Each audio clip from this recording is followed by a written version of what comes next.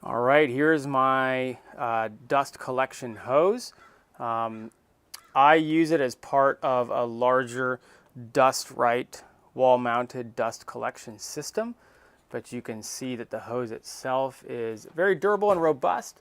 It attaches right here to my wall unit, and then if you want to see exactly how I'm setting it up, I have a very small shop, and so I've mounted it in a way to where I can use this in my small shop for a variety of dust collection purposes.